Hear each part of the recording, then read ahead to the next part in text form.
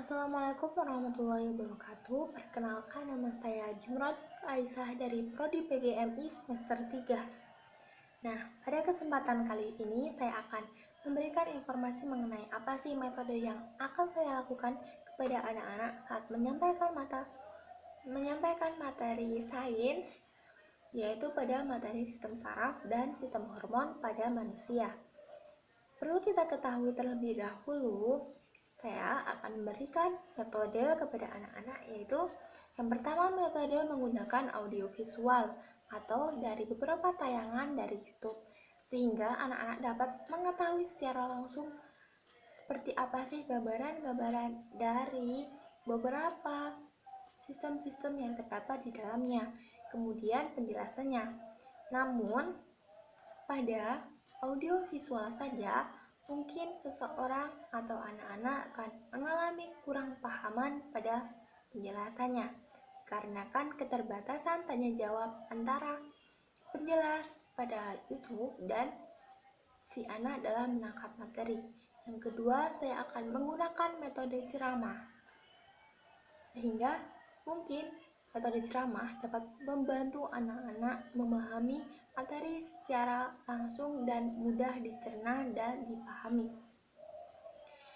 Nah, mungkin saya akan memberikan sedikit penjelasan mengenai materi yang akan saya sampaikan, yaitu sistem saraf dan sistem hormon pada manusia. Yang pertama, saya akan memberikan sedikit gambaran mengenai seperti apa sih sistem saraf.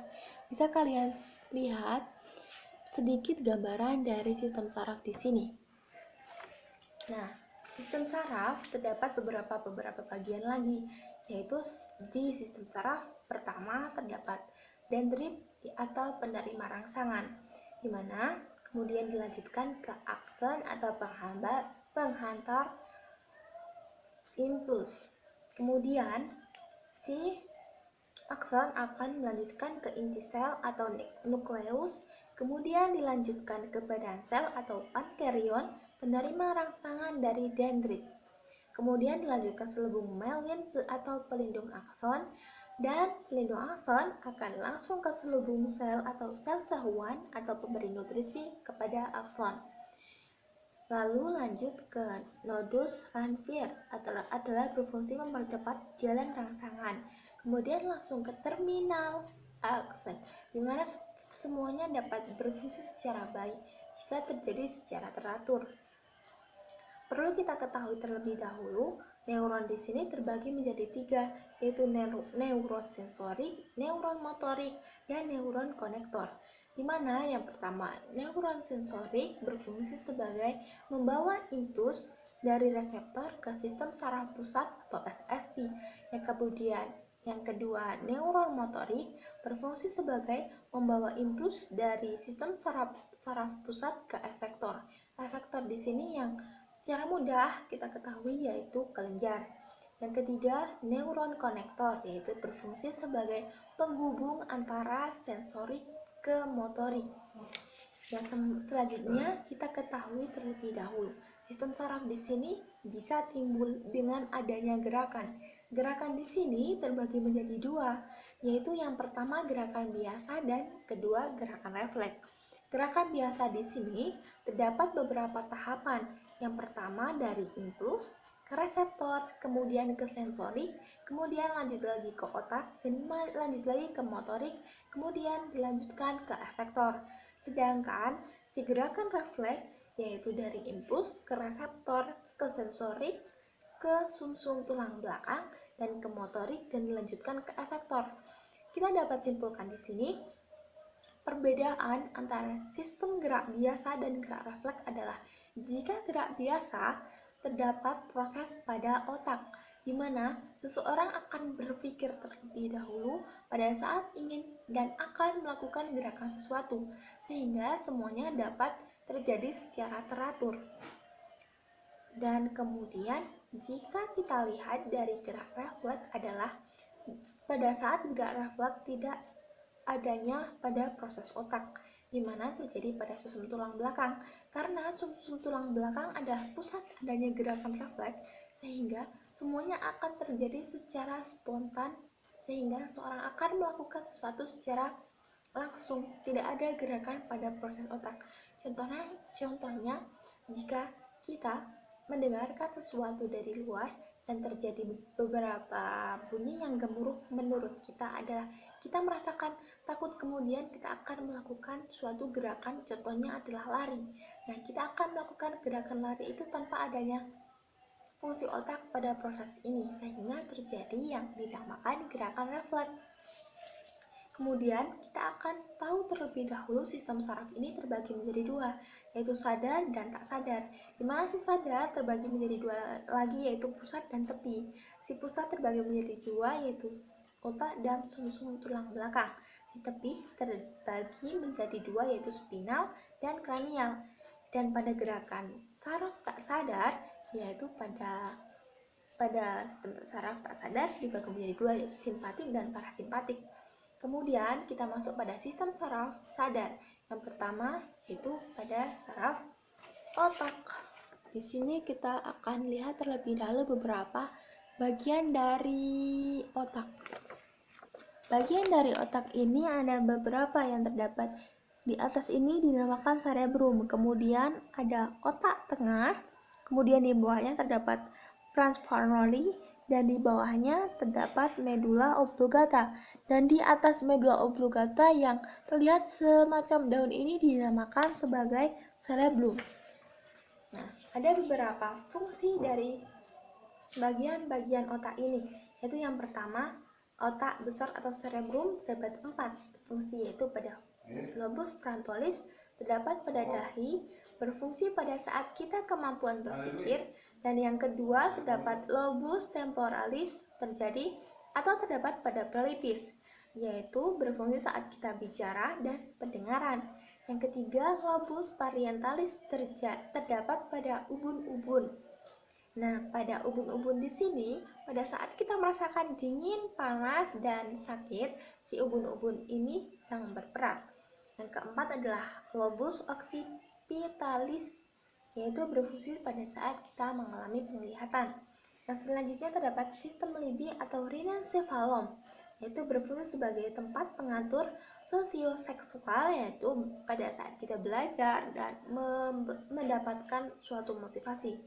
Kemudian ada otak tengah, yaitu berfungsi sebagai pusat gerak bola mata dan pendengaran. Kemudian ada otak depan, yaitu terdapat 3 bagian lagi, yaitu talamus, hipotalamus, dan epitalamus. Selain itu juga terdapat bagian pons farnoli, berfungsi untuk penghubung otak kiri ke otak kanan dan otak besar ke sumsum tulang belakang. Yang selanjutnya ada bagian otak kecil, berfungsi untuk mengatur gerak otot dan keseimbangan tubuh. Kemudian ada sumsum lanjutan, yaitu terjadi gerak refleks fisiologi, yaitu pada saat kita bersin, berkedip, dan batu. Yang selanjutnya ada sumsum tulang belakang atau yang sering kita sebut dengan medulla spinalis. Pada sumsum tulang belakang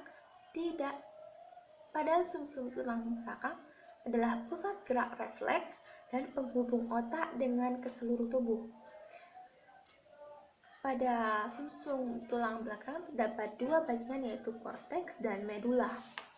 Kemudian kita lanjut ke sistem saraf tepi atau perifer, di mana berfungsi sebagai membawa impuls ke dan dari sistem saraf pusat. Yang selanjutnya kita akan membahas mengenai sistem hormon atau endokrin. Di sini perlu kita ketahui pada sistem hormon tidak memiliki saluran khusus dan beredar melalui darah. Sistem hormon tersendiri adalah suatu sistem yang di dalamnya terdapat atau melibatkan kelenjar yang berperan terhadap mengekskresikan hormon. Kita akan tahu terlebih dahulu. Contohnya ada kelenjar apa, hormon apa yang terkandung, fungsinya untuk kesehatan atau pertumbuhan seseorang adalah apa, jika terjadi kekurangan dan kelebihan akan menyebabkan penyakit apa sih. Nah, saya akan menjelaskan beberapa saja bagian dari atau contoh dari kelenjar. Yang pertama, kelenjar hipofisis anterior, di mana di sini terdapat hormon growth hormone, yaitu berfungsi pada tubuh, pengendalian pertumbuhan. Dan jika seseorang mengalami kekurangan kelenjar ini akan mengalami kerdil atau penghambatan pertumbuhan pada seseorang. Yang kedua ada jika seseorang mengalami kelebihan pada kelenjar ini akan menyebabkan penyakit akromegali atau pembengkakan tulang. Yang kedua, hipofisis intermedia, yaitu terdapat hormon endorfin, yaitu berfungsi sebagai tubuh. Yang pertama menghilangkan stres dan yang kedua mengurangi rasa sakit. Kemudian ada kelenjar hipofisis posterior, di mana terdapat hormon ADH yang berfungsi sebagai penyerapan air di ginjal, di mana seseorang jika mengalami kekurangan kelenjar ini pada tubuh akan mengakibatkan penyakit diabetes insipidus. Jika seseorang mengalami kelebihan pada kelenjar ini akan menyebabkan peningkatan volume darah, di mana ginjal tidak dapat berfungsi secara sehat dan sempurna pada peredaran darah. Kemudian terdapat kelenjar tiroid atau gondok, di mana terdapat hormon T4 dan T3. T4 di sini kita kenal dengan troksin dan T3 dikenal dengan triiodokronin. Pada tubuh berfungsi sebagai peningkatan metabolisme. Dan jika seseorang mengalami kekurangan kelenjar ini akan mengakibatkan, jika terjadi pada anak, akan mengakibatkan kekerdilan. Dan jika seseorang mengalami kelebihan pada kelenjar ini akan menyebabkan penyakit Graves atau penonjolan pada mata. Yang kedua dapat menyebabkan kekurangan berat badan yang akan terjadi secara perlahan-lahan. Kemudian terdapat kelenjar paratiroid atau anak godok. Di sini terdapat hormon PTH yang berfungsi sebagai sebagai pengeluaran kalsium dari tulang. Yang kedua menjaga keseimbangan kalsium dan fosfat dalam darah. Jika seseorang mengalami kekurangan pada kelenjar ini akan menyebabkan penyakit tetanus, sehingga seorang akan mengalami penyakit ini secara tidak disadari. Yang kedua, jika seseorang mengalami kelebihan kelenjar ini pada tubuhnya akan mengakibatkan tulang lemah. Mungkin itu saja yang dapat saya sampaikan mengenai materi sistem saraf dan sistem hormon pada manusia. Namun perlu kita ketahui terlebih dahulu, pada sistem koordinasi di sini terdapat 3 bagian yang berperan, yaitu sistem saraf, sistem hormon, dan mata. Pada kesempatan kali ini saya hanya berfokus pada materi sistem saraf dan sistem hormon pada manusia. Mungkin saya yang ketiga akan menjelaskan sedikit apa sih gambaran dari mata tersendiri. Nah, mungkin ini sedikit gambaran dari mata, di mana di sini terdapat aqueduct humor, di bawahnya terdapat kornea, dan di dalam kornea terdapat pupil, kemudian di bawah pupil terdapat iris mata, dan di dalamnya terdapat lensa. Kemudian pada bagian atas mata terdapat sekrela, di bawah lapisan sekrela terdapat koroid, dan di bawah lapisan koroid terdapat retina, dan pada bagian belakang terdapat saraf mata. Kemudian pada bagian tengah ini terdapat vitreous humor. Nah, mungkin itu saja penjelasan dari saya mengenai sedikit materi dari sistem koordinasi. Mohon maaf jika terjadi salah kata atau tutur kata yang mungkin menyakitkan hati ataupun menyinggung hati teman-teman. Mohon maaf jika terjadi kesalahannya. Wassalamualaikum warahmatullahi wabarakatuh.